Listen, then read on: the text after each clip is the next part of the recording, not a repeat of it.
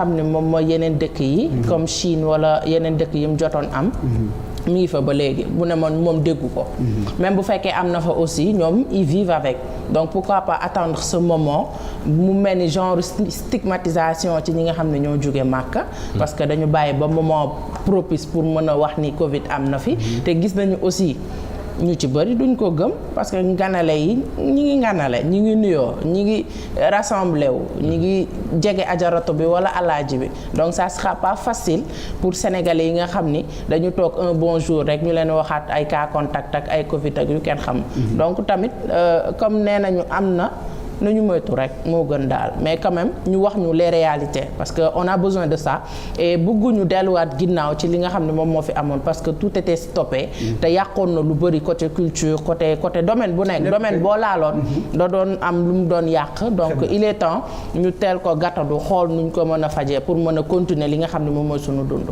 Très bien, merci beaucoup Sophia. Alors damay ñëw ci Djiby Guissé lii nag tamit lu bees la actualité la ndax temps yi dëkk bi moom xaw na yëngu l'État il est meunier le bras de fer baisse des denrées et surtout le pain gis naa ne finalement gars yi nangu nañ de. maintenant xamal mburu lu nekk mën def ñàkk bu mu des mburu. waaw baax na démb de lii laa wax. non xaaral ma xam ne affaire président séeréer la fu mu jaar mburu am gars yi nañu laal feneen mburu bu ñu ko laalee Diomaye day dal seen kaw. parce que séeréer la. séeréer ak mburu c'est amul séparation. alors Robert yow la mooy sa xalaat. parce que gis nañ ni l'État gisoon na les meuniers waxtaan ak ñoom ba d'accord État annoncé ne dañuy wàññi mburu bi à 150 francs CFA ñu dem ba ci biir meunier commencé na non c'est pas encore clair ñoom àndaguñ ci loolu comment on fait taxi ak affaire yooyu là gis nañ ne depuis ce matin gars yi commencé woon nañu wax il y a des bras de fer quand même entre l'État et puis ministre bi dem gis ngeen ko génn na wax na commencé na génne bâton bi pour wax na gars yi écoute il faut respecter ce qui était dit. Maintenant gis nañ ne depuis tey suba commencé nañu wax ne d'accord nangu nañu maintenant on va accepter ce que l'État avait déjà annoncé que ne baguette bi ça reste 150 francs CFA. Je pense que ne c'est. En fait man li ma ci gën a neex mooy transparence bi maanaam man je suis né en 1956. maa ngi doog a xam comment ça fonctionne le blé la farine bon am na yu bëri man maa ngi jàng comme xale bu ndaw au vu de ce que gagnent les meuniers je pense que pain mën na sax dem ba jar 100 francs parce que bu ñu nee par exemple hier j'ai suivi ñu ne entreprise bi ëpp gain 14 milliards lay gagner par an. C'est vrai. bi ci gën a tuuti 2 milliards donc entreprise bu tuuti buy gagner 2 milliards te honnêtement le pain. am na ay nit ñoo xam ne mënuñu ko jënd tout le temps man bi ma nekkee xale dama daan dem di rëbb ci àll bi man je suis un ancien chasseur reconverti en écologiste foo muy leer mais ñun dañ daan jënd les pains là Fagadaga le sac à 1000 francs on avait 20 pains xaw ma 40 pains je me rappelle plus mais boo daan dem ci àll bi nga may leen ko mi ngi mel ni or nga leen may. Ok. Donc le pain c'est quelque chose de sacré au Sénégal donc mais man encore une fois j'ai dit man maa ngi jàng parce que comme j'ai dit je suis né en 1956 maa ngi doog a xam comment fonctionne Sabodala maa ngi doog a xam à combien les gens qui ont signé des accords de pêche ñaata la ñuy jëndee tonnu jën yu bëri on est en train bon c'est-à-dire peut-être que même émission bi la tax a jóg affaire transparence boobu dinañ ko indiwaat. Absolument. Mais moi franchement maa ngi mel ni xale bu satisfait. Voilà non pas satisfait sax maa ngi jàng. yaa ngi jàng d'accord. Parce qu'il y a des choses que je ne savais pas. Ok. Tu comprends? Ok. Voilà. C'est très bien, c'est magnifique. Donc boo demee bay jàng mooy c'est bien. Déjà c'est sur la bonne voie. C'est magnifique ça. Alors nous allons revenir sur l'essentiel li nga xam ne tey jii moo tax ñu woo les acteurs culturels. Nous allons parler du statut de l'artiste. Alors ça je démarre avec Daniel Gomez mi nga xam ne c'est le président de l'AMS. Alors en même temps SODAV. Non, je dis en même temps SODAV. Oui, c'est vrai que. Administrateur. Voilà, administrateur SODAV. Non, président bi kese bàcc ñu ngi ko nuyu bu baax a baax. Alors, Daniel, dañuy dégg souvent surtout artistes yi ñu naan statut de l'artiste. C'est quoi le statut de l'artiste? Qui est artiste et qui n'est pas artiste? Parce que c'est tellement vague dans ce métier qui est l'artiste? Quand on parle du statut de l'artiste, qui est déjà l'artiste? Le statut de l'artiste ne dit pas qui est l'artiste réellement. Il n'est pas teguñu ko fi pour ñu ñëw ne voilà ce qu'il faut pour être artiste. Quintessence au statut de l'artiste mooy lan. C'est que les artistes et les professionnels de la culture ñu ngi koy jooy depuis des années. C'est-à-dire dañuy ñëw jusqu'à la fin de leur vie et c'est dans la fin de leur vie qu'on voit toute la misère qui s'étale malgré li ñu indi yëpp ci culture bi. Donc le statut de l'artiste vient plutôt sur la protection sociale. naka ki nga xam ne artiste moom œuvre am wala liggéeyam moom loolu moo koy tax a dundal jabootam dundal même pratiquement tout un quartier pour certains ñooñu comment ça se fait que amuñu benn statut de travailleur ou bien statut d'entrepreneur parce que on parle pas que de l'artiste on parle statut artiste statut des professionnels de la culture. Donc naka la ñu mën a quand on dit des professionnels de la culture à qui on peut entendre parce que en fait tey dama bëgg parce que souvent quand on est dans les médias on parle rapidement yéen xëy na mën ngeen comprendre mais xëy na xale bi nga xam ne mu ngi Koupantoum wala nekk xaw ma ban dëkk moom du comprendre terme bi ñuy wax te tey dama bëgg bu xaw a leer tuuti ci nopp nit ñi yow boo waxee ne statut de l'artiste mooy ñi nga xam ne dañuy liggéey dem fayeku ji c'est comme si dañuy dem récupérer seen salaire maintenant ñan ñoo war a mën a dem récupérer loolu lan la ñu war a mën a def parce que est-ce que le peintre il est dedans est-ce que le cordonnier il est dedans la personne qui crée un éditeur par exemple est-ce qu'il est dedans est-ce qu'un promoteur du spectacle est dedans moo tax ma ne qui est et qui n'est pas comme ça wax ji dina am ñu koy xaw dégg na ah comme li may dégg ça m'intéresse pas wala mën a ah bon mais man pourtant ni dama koy def ça m'intéresse comment je dois faire pour aller avoir la carte wala dem m'inscrire moo tax ma bëgg rapidement rek boo ñu mënee expliquer loolu xëy na mën na ça peut te faire un peu bizarre mais ce serait bien de nous expliquer un peu quand on parle du statut de l'artiste boo déggee man la comme moo am sañ-sañ ne man sama jëmm man je suis un artiste. Je suis ku nekk mën a nekk artiste avec ou sans salaire. waaw yow boo jógee ne yow tu prends un tableau yaa ngi peindre sa tableau wala nga jël sa guitare nii kii nga xam ci sa ay accords tu joues tu es un artiste. D'accord. Léegi maintenant c'est qui ban artiste moo concerné ci la loi sur le statut de l'artiste. D'accord. mooy ki nga xam ne il en fait exclusivement son métier. D'accord. loolu mooy différence bi. nga xam ne moom ci loolu la yaakaar moom pour mu mën a liggéey pour mu mën a participer ci économie nationale. D'accord. kooku loi daf ko may comme quoi que parce que ba léegi reconnaître ñu ko comme travailleur. léegi on est sorti du cadre culturel ñu dëgg dans le cadre du travail. ki nekk dans le cadre du travail loi code du travail lu mu wax bu dee am na kuy liggéey am kuy fay. donc am na koo xam ne employé la te keneen ki employeur la à ce titre là comme que artistes yi ñoom amuñu fin du mois weer bu dee amuñu ko. léegi loi bi dafa ñëw xool naka la ñu encadré.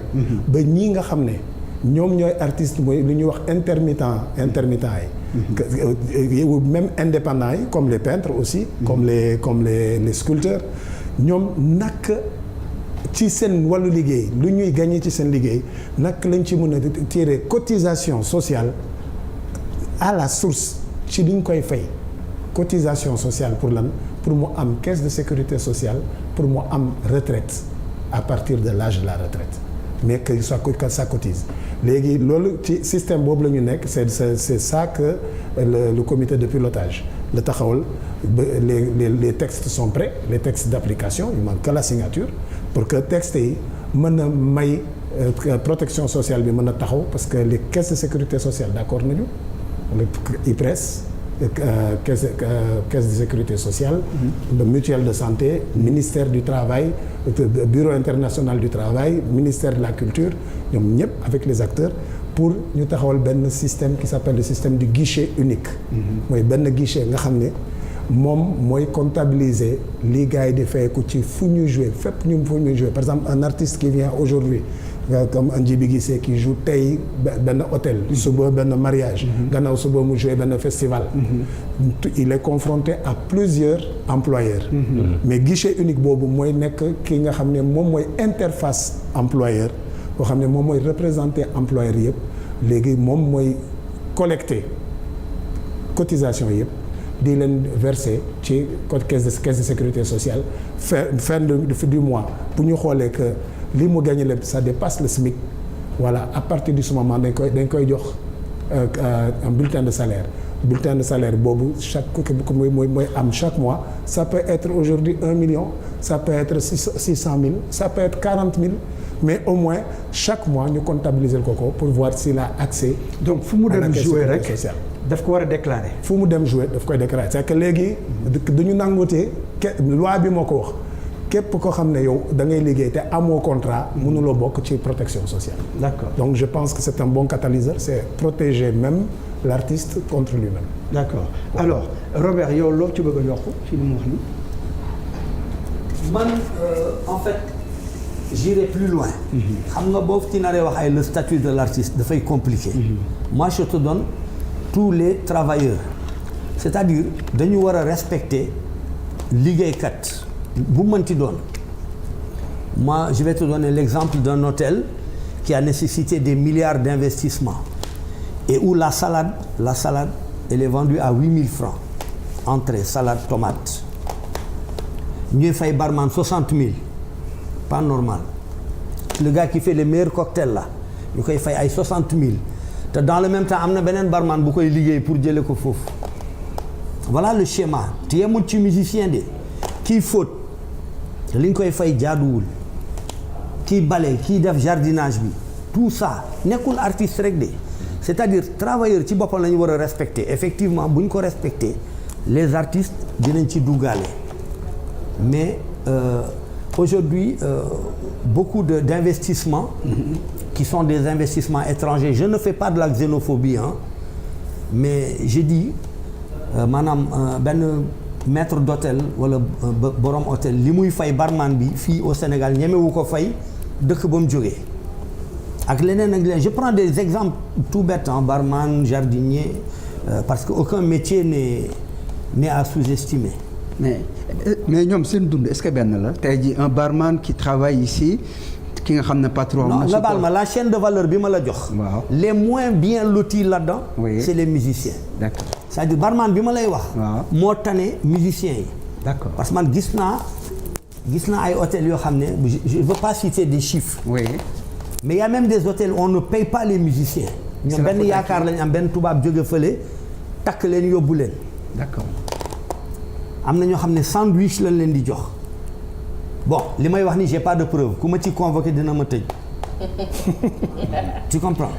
mais ça existe mes collègues là xam nañ li may wax tu vois loolu on doit protéger. mais est-ce que ces artistes là ils sont obligés de le faire parce que ils sont pas kenn woowu leen ne ñëwal nga jouer par la force est-ce que ñoom lañ leen di proposer neexul leen ñu nangu ko aussi. c'est ça le vrai problème. C'est ça le vrai problème. Man ça fait 3 ans j'ai pas joué à part dans l'église et j'ai pas maigri tu comprends nit day am kii man ñi ma jàngal musique ñoom grand Latfi Benjeloun ak ñoom dem si yàlla Cheikh Tidiane Tall ak ñeneen ak ñeneen cachet yi ñu leen doon fay de leur vivant sax man du ma ko nangu parce que bon on a vu des doyens ñëw des boîtes de nuit du ma citer ay tout quoi toute la nuit ils jouent toute la nuit ñu jox la ay 15 000 20 000 c'est pas normal ça devait être réglementé et encore une fois c'est pas seulement les musiciens boo demee ci yeneen réew yi mais gis nga celui qui essuie le visage du chanteur mais tu ne peux pas lui payer moins de 500 € la prestation foofu la affaire bi toll il faut que ñu qu'on se respecte malheureusement nous on a refusé des choses man joué naa fi dans un hôtel c'est pareil j'étais avec 2 amis que Daniel connaît Paul et Claude on avait un cachet gars yi nañu y a un orchestre qui vient de Centrafrique ils sont 6 xam nga ils demandent le tiers de ce que nous on demande j'ai dit aux gars embauche-les et invite-les à manger pendant que tu es mais man lii du ma ko nangu tu comprends nit ki day am lu muy bëgg ak lu muy bañ malheureusement nous les artistes surtout les musiciens ñun suñu problème xam fan la commencé. Sur la scène. Pourquoi du ñu déggoo ci dara parce que sur la scène déjà quand on joue le gars qui fait les marimbas il veut être plus fort que tout le monde le gars qui joue au percu il veut être plus fort que tout déjà problème bi foofu la commencer si déjà nous on est soi-disant musiciens et on ne s'entend même pas sur la scène léegi quand il y a des problèmes de statut et de xawma lan ak lan ak lan on ne s'entend jamais moi j'ai des problèmes avec aucun musicien ici au Sénégal damay dem fu ma neex je vais chez Djibi Guissé je vais chez Jules Guèye je vais chez Daniel mais waxtaan bi moo des. C'est beaucoup plus profond que ça. Voilà c'est voilà. Alors Moustapha je vais pas être long ngeen baal ma. D'accord Moustapha parce que li ma yàgg di dégg la. ci artistes yi. te tey jii SODAV dafa am ñaari mbir yoo xam ne la ko nit ñi di laaj. statut de l'artiste ak copie privée. mais ñëwaguñ ci copie privée là on est statut de l'artiste. yow tey jii lan nga yaakaar ne mooy solution bi nga xam ne ni moom la ñu war a teg sur la table ba ñëpp mën ci jàpp xeex ko pour mu sotti. ok déjà par rapport ak même quand je vois présentation grand bi. da ngay gis ne ok la solution elle est là. parce que tamit il faut qu'on sache lan lañ bëgg quoi. c'est vrai que li mu wax am na. y a des cas peut-être du ma wax ne textuellement loolu la mais y a des ñun ñëpp bëri nañ ay cas désolants yu am quoi dans ce secteur que xam nañ ko. parce que affaire yemul Dakar. da nga xam ni ngay ñëw nekkee Dakar noonu ngay demee dans des zones très reculées de Dakar. et nous au Sénégal où on voit des artistes sénégalais comme nous ñuy dund ay situations yu compliquées parce que loolu lañ am. le problème c'est pas que loolu lañ bëgg. loolu lañ am ils le prennent difficilement ñu jël ko maintenant si le statut de l'artiste vient c'est pour être une solution par rapport à ça. il faut que ñu xam ne la loi il est pas là parce que il considère pas les situations. il est là parce que y a des problèmes on veut les régler. et le statut vient régler les problèmes. parce que ñàkkoon considérer sa liggéey parce que dëkk bu ne loi moo ko régir. li ñu fi kaas yëpp dans tous les domaines pain bi tout ça c'est parce que loi moo ko régir. bu loi bi ni muy concerner pétrole bi mu defar ay loi pour que l'économie du pays dans le domaine du pétrole soit mieux régie. waaw noonu la defaree loi boo xam ne ñun ñu nekk dans le domaine des arts noonu la gën a régi mais ñun on voit nos intérêts dans ça le pétrole m'intéresse mais ça m'intéresse plus parce que lii man mooy suma liggéey aujourd'hui le fait de nous donner un statut ça veut dire que mu jugee passion bi mu nekkoon si ñun mais léegi ça devient un travail où man sérieux à partir de ce fin de mois tey bu ñu ne woon le président a signé man dès le mois de juillet je peux commencer à aller inscrire mes enfants au niveau des caisses de sécurité sociale parce que ku ci feebar man sama doom dafa asthmatique munoo xam sax lu may daj pour toppatoo ko bu ñu ne ma mun naa cotiser pour que demain bu feebaree ñu toppatoo ko man gagné li ma ciy gagné man alors que am na génération yoo xam ne li ñu def ci dëkk bi man def ma ko ay makoro jege li ñu def ma ko ay ñeneen ak ñeneen ils ont vraiment dañ ñu bégal mais xoolal dem nañ ba benn moment si seen ay fin pas parce que dañ trox de na ma yàlla baal waxee ma ko noonu je veux dire que ñun ñëpp gisoon nañ difficulté yi mu dund ça waruñu ko accepter ti pour man le vrai combat ce n'est pas ñun entre musiciens yi ñuy dund c'est un fait mais loolu li kii wax na ko grand bi wax na ko c'est-à-dire ñun mënuñu nekk dans un secteur au-delà qu'on nous invite sur des plateaux et autres on crée pas des cadres de discussion dëkk bi gis na problème yi am dans ce secteur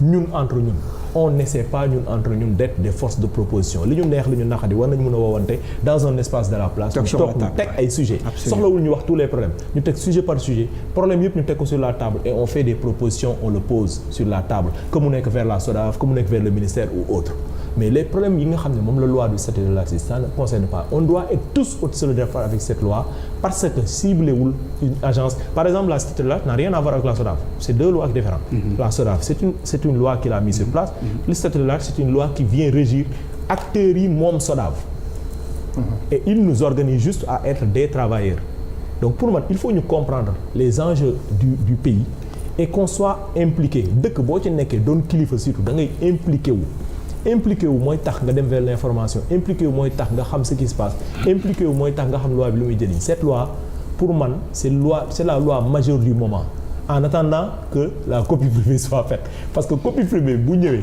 tombeek ñaari loi yooyu bu demoon bu exécuté woon ba pare mu am suivi bi war état bi accompagner ko je te jure devant le bon Dieu que dans les 2 ans 3 ans à venir l'économie culturelle va être une vraie réalité dans ce pays. Je suis d'accord. Parce que acteurs yi investir aujourd'hui la plupart investissent par eux-mêmes ñun ñëpp tey pour ñu am subvention ministère de la culture lañ jëm pour ñu am subvention dañuy dem dans des projets yoo xam ne teniruñu sax amul sax ay département il teniruñu compte dans ces fonds la culture raxu bëri na fi fonds yu état du Sénégal teg aujourd'hui acteurs culturels yi bokk ñu ci d'ailleurs aujourd'hui culture en tant que culture bi mu fiy nekk ba tey il a pas accompagné la culture en tant que telle il a juste l'économie créative ils avaient des fonds dans l'économie créative mais les acteurs culturels par exemple ñiy def ay albums production création de tournée mais ça loolu c'est une économie réelle. absolument bokku ci.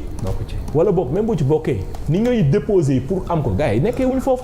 pour être structuré au point une entreprise majeure comme ça pour mën a bénéficier dans ces fonds ça n'existe pas wala boog bëriwul structure yu ko am donc ça veut dire que tu crées un secteur pour les financer mais tu mets des mécanismes qui les excluent à un moment jàppale woo ñu secteur culturel bi dañ ko war a accompagner réellement.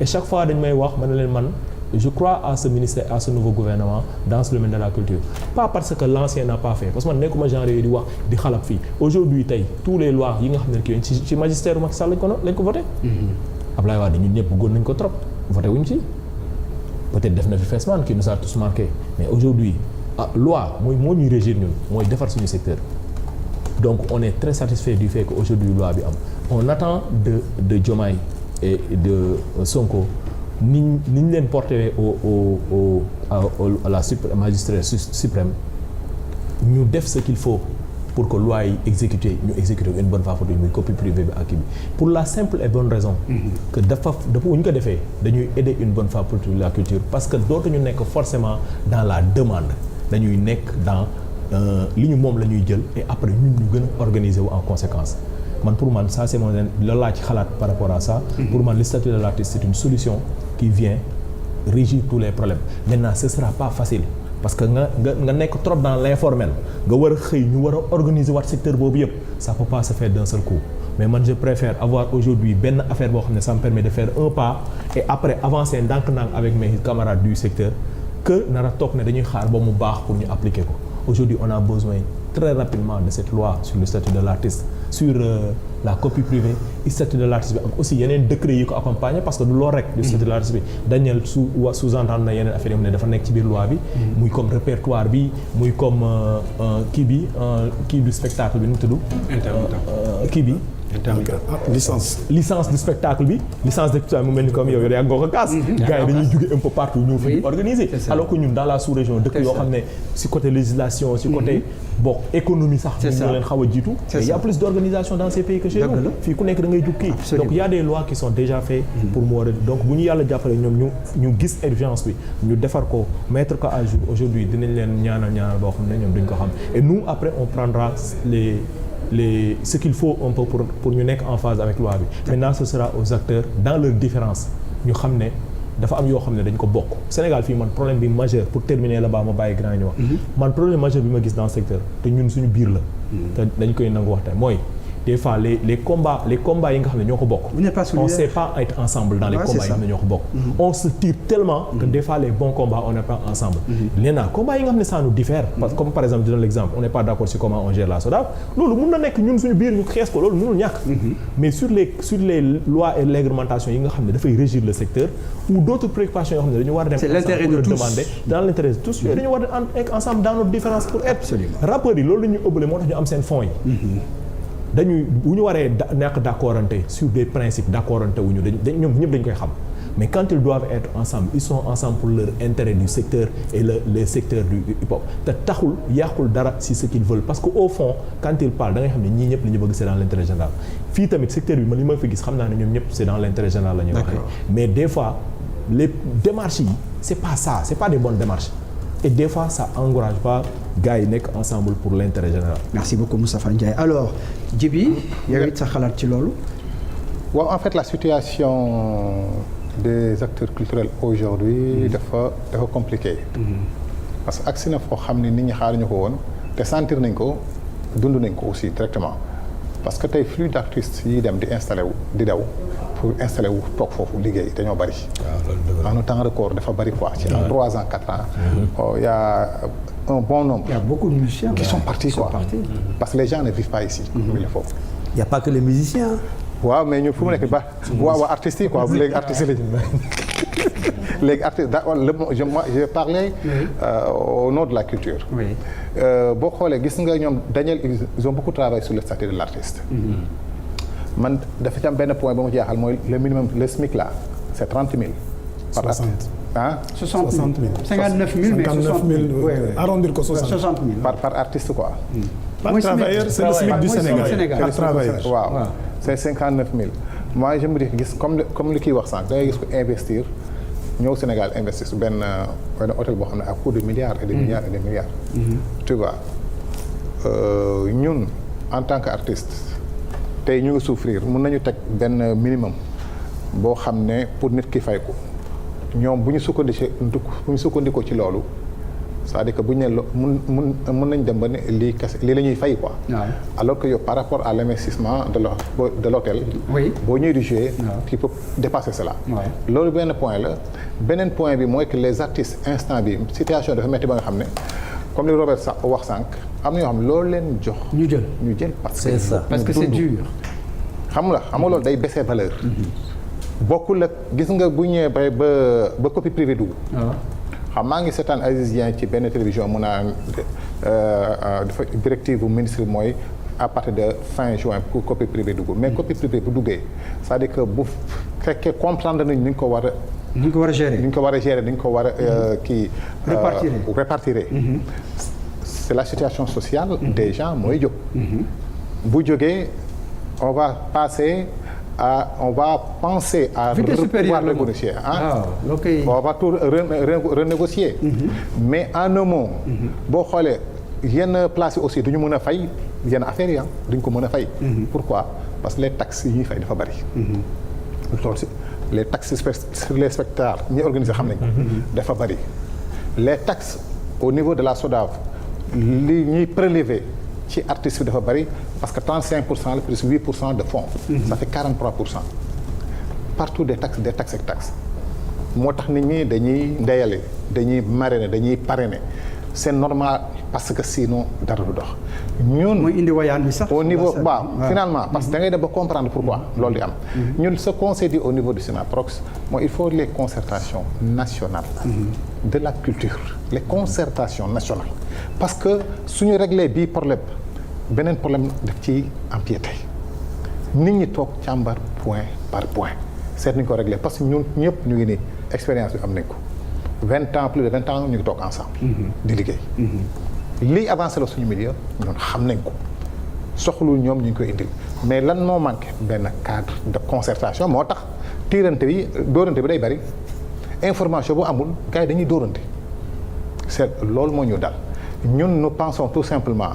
que depuis que Sénégal est Sénégal ba Senghor demee ba tey ci souffrance la ñu dëkk parce que suñu métier dañ ko jël comme un métier pire que l'informel bu ñuy wax fii ambulant yi ñuy dàq ci suñu métier moo ko gën a pire moo ko gën a metti parce que waaw moo ko gën a metti munoo jaay dara télé yi les recettes publicitaires de télévision dañ ci am benn pourcentage ba léegi dugul jusqu'à présent dugul danañ ci wax xaan du ma anticiper ci say question mais ça dit que c'est un tas de choses boo xam ne nit ñi dañu war a créer la concertation nationale du ma wax dialogue national parce que dialogue national politiciens yi ko moom mais concertation nationale de la culture ñu toog point par point ñu càmbar ko pour ñu mën a avancer. D'accord alors balaa may ñëw ci Baye Gallo Sophie li nga fi jot a dégg nii ci statut artiste yow noo ko jàngatee déjà bu fekkee da ngay def benn résumé rapidement ci li nga fi jot a dégg. waaw dégg naa li ñu wax mais bon ci domaine bépp da nga ci gis ay problème mais rawatina li nga xam ne moom mooy culture te comme dafay doxal dëkk te mu nekk secteur boo xam ni bokk na ci secteur yi nga xam ne ñoom ñooy gën a jiitu ci dëkk surtout que bu ñu demee ba ñu am loo xam ne dañ ko teg pour ñuy am yoo xam ne peut-être dañ koy dimbalee artistes yi wala ñu mën a nekk ñoom seen biir bu ñu jubóowul waa secteur boobu ça sera pas facile parce que gis nañ ci domaine bu nekk day am problème waaye s'il y a eu concertation ba ñu mën a juboo boo tegee pression gouvernement bi li nga bëgg di nga ko am parce que boo seetloo tout le temps les problèmes reviennent te dafa nekk loo xam ni du yomb ci ñi ŋànk secteur bi te tey bu déggoo bu amul artiste bi déjà day dem vers l'informel du xam li nga xam ni moom la war a gagner du xam li nga xam ni moom moo ko fay xaar mais ñoom ñi nga xam ne aussi ñoom ñoo ko ŋànk ñu ci bëri du ñu dem ci artistes yi wala peut-être des communiqués yoo xam ne tey artiste bi dina mën a taxaw pour am des informations qu'il faut pour mën a xam lan mooy statut am carrément ci li nga xam ni moom mooy wàllum culture donc man je pense que comme ils l'ont dit tout à l'heure li ñu mën a def mooy concertation parce que lépp loo gis dialogue da ci baax te bu dialogue amee forcément y aura une solution donc peut-être loolu bu amee gouvernement bi dina gën a mën a yombalal li nga xam ne moom mooy liggéey bi ndax wax nga ko sànq culture dafa nekk loo xam ne mooy doxal réew te buñ demee ba yeneen dëkk yu ndawaan yi du ñu gën a avancer ci li nga xam ne moom mooy suñu seen wàllu culture alors que ñun on a tous les potentiels qu'il faut pour mën a avancer sur ce secteur mu nekk loo xam ne lu stoppé la du yomb ci ñun donc il faut quand même ñoom seen biir ñu xool nu ñu waxtaanee pour mën a dimbali ñi nga xam ne ñoo nekk dans le secteur. D'accord, merci beaucoup Sophie. Alors Baye Gallo yow mi nga xam ne da nga am ñaari vision parce que yaa ngi France ak Sénégal tey jii ban dégg-dégg nga am ci statut artiste ici dans ce pays. Compliqué. Bon avant tout maa ngi nuyu waat ñi fi nekk. mais si j'écoute tout le monde ça veut dire qu'en fait on est dans le dañoo réer. On est dispersé. dañoo réer c'est ça. parce que waa SODAV laa nekkoon bon wala BSDA ba tey maa ngi ci parce que du ma mës a bàyyi sama réew ça je ne ferai jamais mooy dama obligé def démission partielle pour mën a gérer sama liggéey parce que maa ngi ci doon waxtaan ak grand Aziz Dieng. juste il y a 2 jours. en fait parce qu'on parlait de la biennale. Bon c'est l'artistique. Comme je suis peintre plasticien. C'est normal que je m'y intéresse. ñu ngi doon wax ci wàllu musique ak les empreintes parce que suñu musique n'est pas identifiée. Ça veut dire que tey grand bi musique am oui c'est identifié. parce que code bi mi ngi ci. boo ko tegee sa téléphone dinañ ko reconnaître. Là c'est important c'est intéressant. mais est-ce que léegi suñu problème raxu mooy lépp duñ ko jël teg ko waa SODAV lépp duñ ko jël teg ko état lépp duñ ko jël teg ko artistes yi.